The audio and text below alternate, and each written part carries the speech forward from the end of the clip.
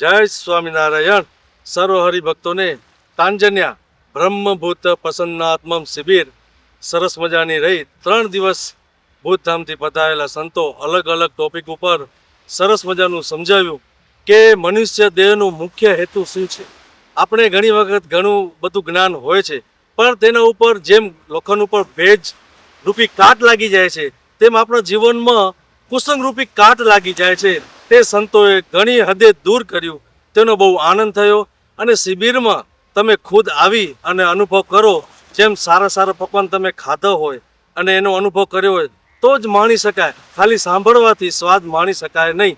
એવો સરસ મજાનો અનુભવ રહ્યો. અને સંતો ભૂતધામના જે દાખલો કરે છે તે સફળ રહ્યો અને જીવનનું મુખ્ય હેતુ સમજાણું. અને આગળ પણ આવું જ કન્ટિન્યુસી રહે એ સર્વ હરિભક્તોના ચરણમાં પ્રાર્થના. જય સ્વામિનારાયણ.